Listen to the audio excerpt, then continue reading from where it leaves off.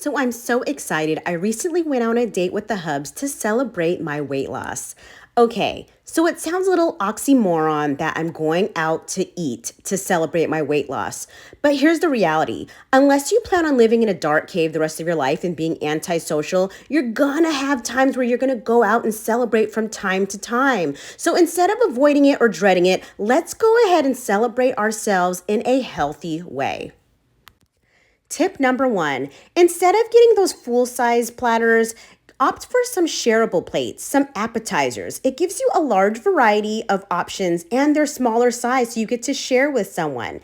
Tip number two, have all the entrees come at the same time. What I find is when restaurants stack and give you items once at a time, you end up filling up really quickly on the first two items, which are probably the least healthy, aka the dreaded bread basket.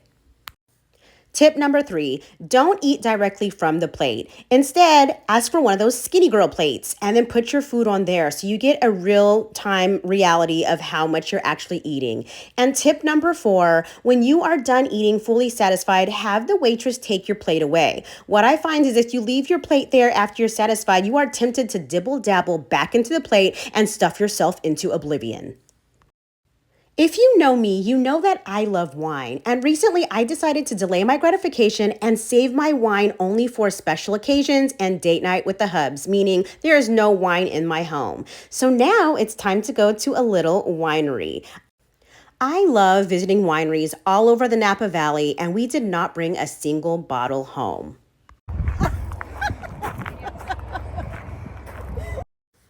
Moving forward on my weight loss journey, I have decided to celebrate my little victories with non-food celebrations. See, I can talk the talk because I'm walking the walk right along beside you, and I know how it feels to want to have a little treat every once in a while. So stick around because I am going to talk about how to delay our gratification and things that we really love and how to celebrate ourselves along the way, calorie-free with non-food items.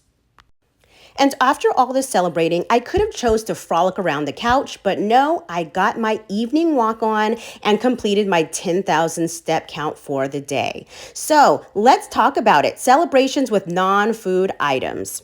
Hello, hello. My name is Elise and I am currently on my Zepbound journey. I am right now on my 9th week of Zepbound. I'm still on 5 milligrams, and as of today, I have currently lost a total of 16 pounds. I'm really excited about it. I'm really excited. But on this Zepbound journey, on our weight loss journey, it's tempting to want to reward ourselves and have a little bit of treats along the way. Now, there's nothing wrong with that, but I just want to rewire our brains of why and how we celebrate. And it doesn't always have to be around food. So today I am talking about how to reward ourselves and have our little treats with non-food celebrations. We deserve our little mini victories along the way. So let's talk about it. So if you know me, you know that I like wine. And I had just celebrated the 15-pound weight loss. So I no longer have wine in the home, as I previously mentioned. I save it for going out or date night. Now, although I use that as a celebration, moving forward, I decided to use my celebrations with non-food items, non-food, non-drink, okay? And the point of this is just learning to delay gratification. The definition of delayed gratification is simply the ability to resist temptation of immediate pleasures for a better reward in the future. Now, there was a study from the 1960s. Now, if you're familiar with it and I butcher this story, then just roll with it, all right?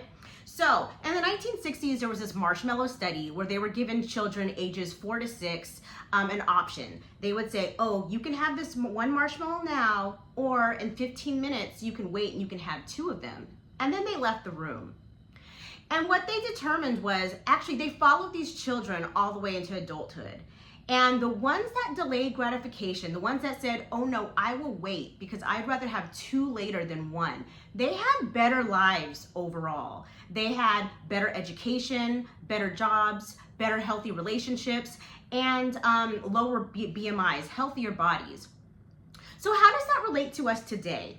Well, let's say with our money.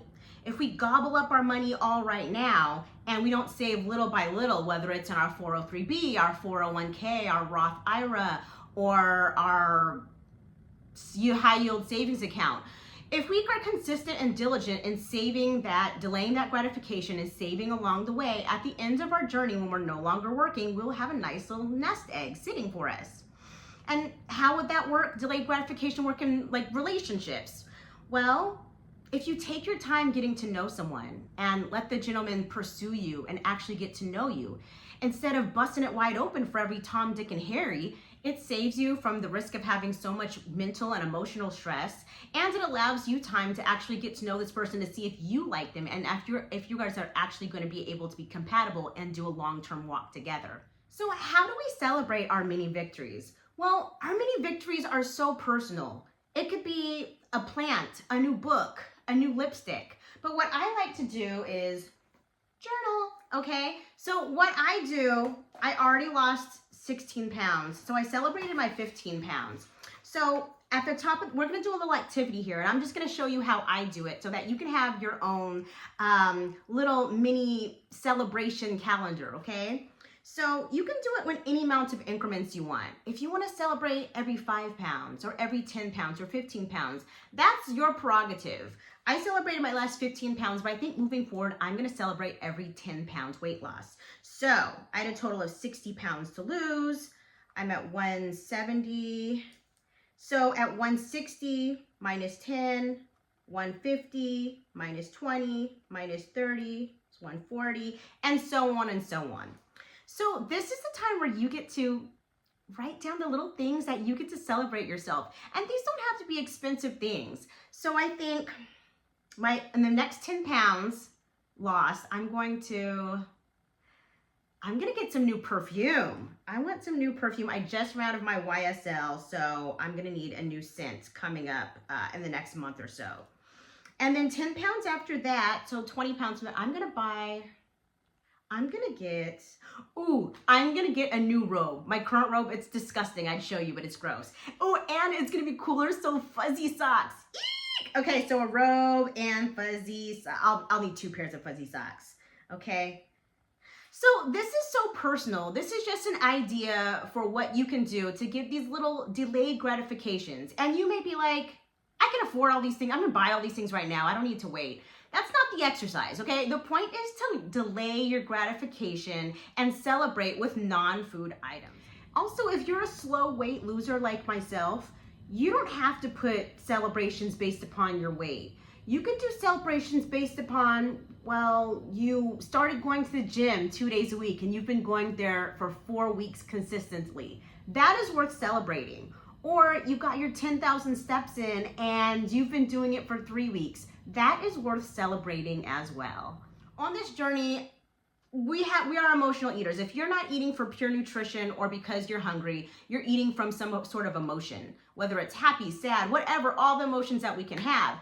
Now, emotions are amazing to have. We just need to know how to handle them responsibly. And 99% of the time, it's not with food.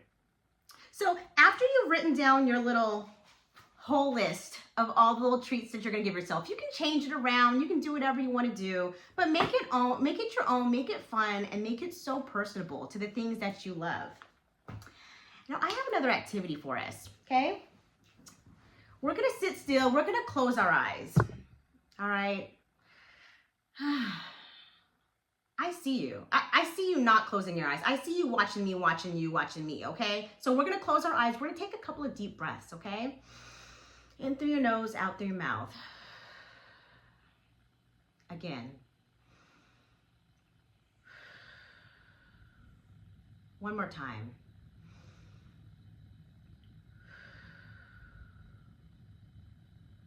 On that list that you just created, where you got to the very bottom and you've reached the final goal of your weight, imagine that person. Imagine you're looking at that person right now. What is she wearing? Is she wearing a beautiful flowy dress?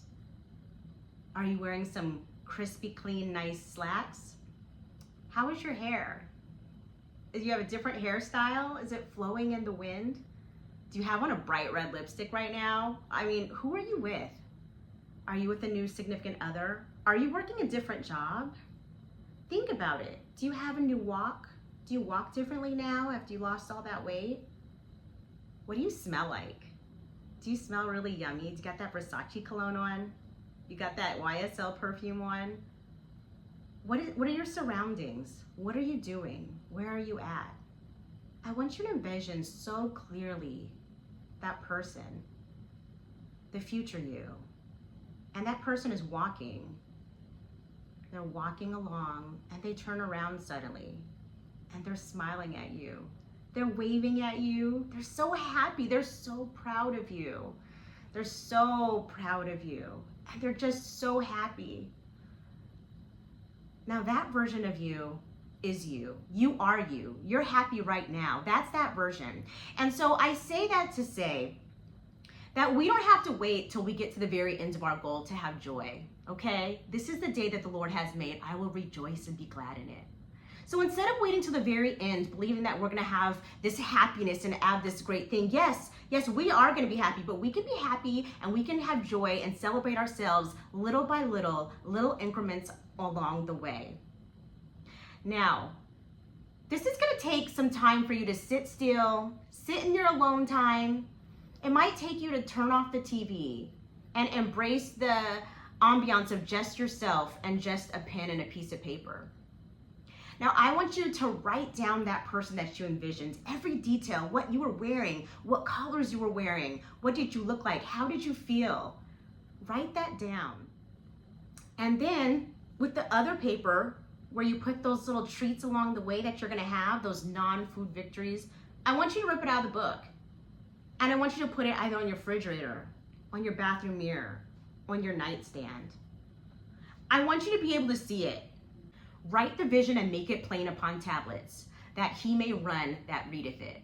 Which basically means any vision or imagination or creativity that you have needs to be written down.